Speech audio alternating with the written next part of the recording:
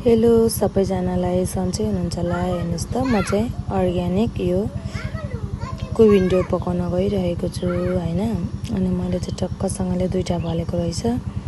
अनि एउटा चाहिँ टिपेर ल्याएँ हैन। अनि मैले अलिकति बिग्रेको चाहिँ ल्याएँ भन्न न टिपेँ। अनि टक्कसँगले यसलाई चाहिँ म मजाले पखाल्छु।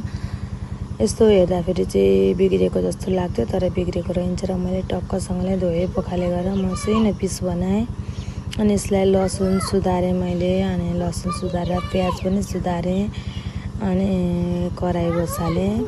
त्यस पछाडि मैले कराई बसाएँ। यो चाहिँ हाम्रो खोले पकाउने आगो हो। हामी चाहिँ यसमै सब्जी पकाउँछौँ नि त। हजुरले भन्छ चुलो चाहिँ कस्तो रहेछ भनेर नभन्नु होला। हामी चाहिँ बाहिरै प्रायः सब्जी पकाउँछौँ। अनि आगोमा पकाएको अलिकति मिठो हुन्छ। अनि त्यस पछाडि मैले शुद्ध यो तोरीको तेल लगाएँ।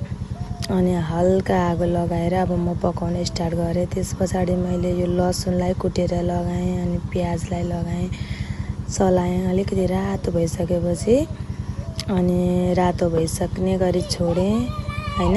अनि रातो हुन्जेली मैले चाहिँ गरेँ। अनि यो चाहिँ हाम्रो जुगाड हो। टमाटर हामीले चाहिँ अस्ति धेरै हुँदाखेरि सुकाएर राखेका थियौँ।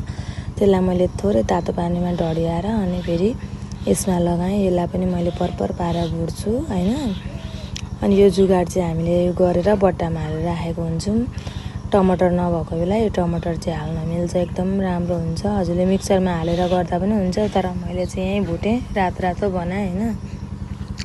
अनि यतिको रातो भइसकेपछि मैले चाहिँ बेसार लगाएँ। अनि बेसार लगाएर यो सब्जी ओइरेँ।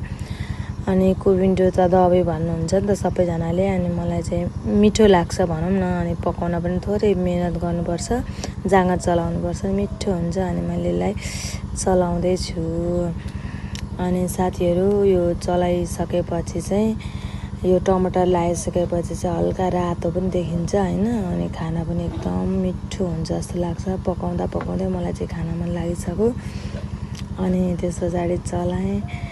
अनि हल्का भुटेपछि पानी चाहिँ हाल्नु हुँदैन है साथीहरू। म चाहिँ पानी चाहिँ बन्द लाउँदिनँ हैन। अनि पानी यसको आफै आउँछ पानी। अनि त्यस पछाडि यसलाई मैले एकछिन भुटेपछि नुन लाएँ। हल्का नुन लाउनुपर्छ। अब यसमा चाहिँ यो सुक्छ नि त। अनि त्यही भएर अनि हल्का नुन लाएँ मैले, स्वादअनुसारको नुन लाएँ भनौँ न। अनि ल फेरि चलाएँ। अनि पानी त्यति साह्रो आएको थियो। अनि फेरि सुक्यो। अनि त्यो पानी सुकेपछि मैले यसलाई मजाले जिरा ल्याएँ। जिरालाई पनि मैले कुटेँ। अनि कुटिसकेपछि चाहिँ चलाएँ। हालिसकेपछि चाहिँ अनि त्यस पछाडि मजाले मैले चलाएँ। आगो चाहिँ एकदम जोड लगाउनुपर्छ। अब लास्टमा चाहिँ नुन लगाइसकेपछि पानी आउँछ नि त। अनि पानी लगाएँ, पानी आउँछ। अनि पानी लगाइसकेपछि छोपेँ। एकदम मिठो भएको थियो। अनि मैले चाहिँ यसरी मामसँग खाएँ साथीहरू।